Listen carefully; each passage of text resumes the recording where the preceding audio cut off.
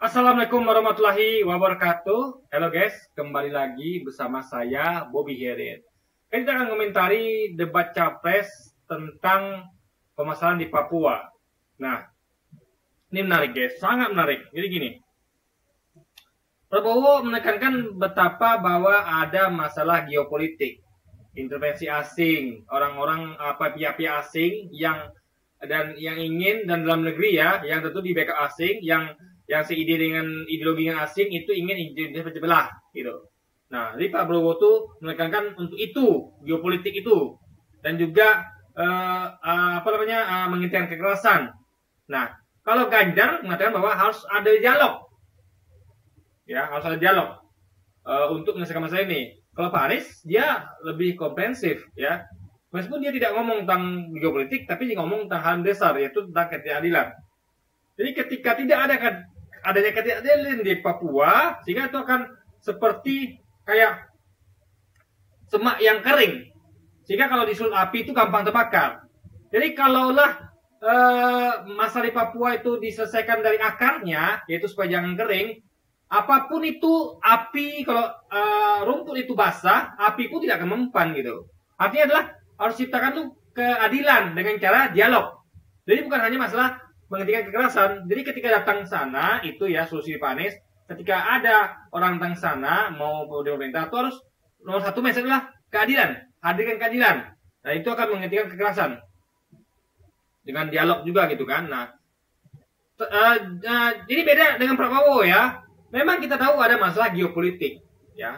Geopolitik memang ada intervensi di luar agar ingin ini merdeka. Tapi bayangkan ya, kalau kita selesaikan akar rumput, solusinya yaitu gimana supaya membuat rumput ini nggak kering sehingga dia basah, api pun tidak akan bisa bakar rumput tersebut karena rumputnya basah. Nah makanya yang terjadi di Timur Timur, lihat Timur Timur kenapa lepas dari NKRI ya? Ini bukan memang ada faktor dari geopolitik, memang seperti kata Prabowo itu benar.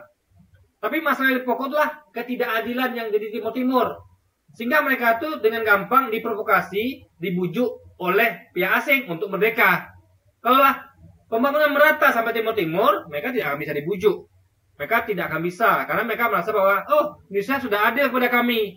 Sehingga nggak mau deh kita diprovokasi, dibujuk oleh orang-orang luar. Jadi dengan menyelesaikan masalah keadilan, akan menyelesaikan masalah yang lain. Contoh, misalnya ya, saya punya anak saya ini itu saya kasih adil, saya kasih semua yang dia butuhkan.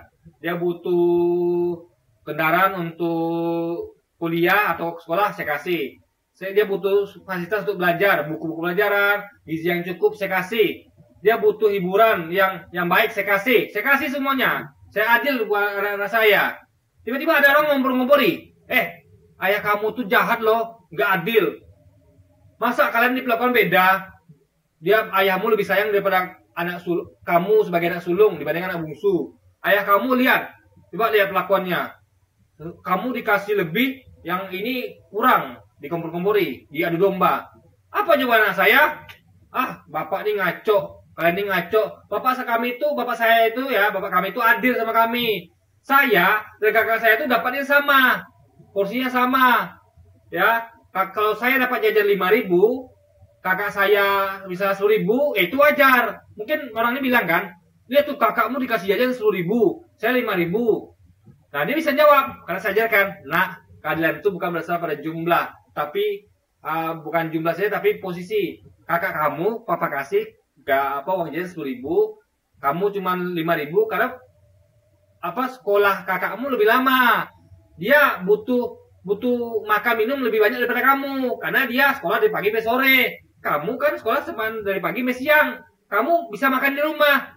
Kakakmu nggak bisa, harus beli makan di luar. Coba papa kasih sama 5.000, kan nggak adil papa. Jadi kita terangkan itu keadaan apa kepada kita. Sehingga kita tuh kita dikonter dengan begitu, dia bisa jawab dengan cerdas. Kalian ngaco. Kan kakakku SMA, ya wajar dikasih jajan 10.000. Aku 10.000, aku 5.000 karena aku SMP. Karena aku nggak butuh makan siang di luar, di sekolah. Aku bisa makan di rumah. Kakakku kasihan dong, jajan 5.000 sama aku. Gimana dia bayar makan di luar? Nah, ini keadilan tuh penting, guys. Jadi apapun itu masalah geopolitik, kalau sudah dikasih adilan, tidak akan mempan. Rumput tuh hijau, subur, basah, nggak bisa dibakar dengan api sebesar apapun. Tapi kalau rumput dibiarkan kering, ya, ada dibiarkan keadilan di Papua, itu nanti akan mudah dibakar oleh provokasi asing, oleh intervensi asing, akan dibakar. Tapi sesungguhnya ya, Pak Prabowo tuh setuju loh dengan Pak Anies dan Pak Ganjar. Di sini saya salut sama Pak Prabowo. Meskipun dia berusaha tetap untuk mengatakan bahwa ini masalahnya nggak sesederhana Pak Anies, ini kompleks. Benar Pak Prabowo, itu masalah kompleks. Tapi akar masalahnya yang harus dipahami. Nah, Pak Anies ngerti akar masalahnya. Jadi kalau Pak Ganjar, dia hanya tahu tentang dialog. Itu jadi di sini nilai Pak Ganjar ini paling minus. Karena dia hanya ngerti tentang dialog. Nah, Pak Prabowo, dia ngerti ini kompleks. Kompleks. Tapi dia nggak ngerti masalah mendasar. Yang harus masalah mendasar dulu yang difokuskan. Bukan masalah kekerasannya. Nah, Pak Anies yang menang di sini debat ini. Karena dia tahu masalah dasarnya. Dengan menyelesaikan masalah dasar, masalah itu akan teratasi. Jadi di debat ini, Pak Anies yang menang, guys. Karena Pak Anies itu mengerti tentang masalah dasar, akar masalahnya apa. Dan itu yang kita butuhkan dari seorang pemimpin. Oke guys, jadi mungkin sekian dulu aja video kita kali ini. Dan sampai jumpa lagi di video-video selanjutnya. Dan wassalamualaikum warahmatullahi wabarakatuh, guys.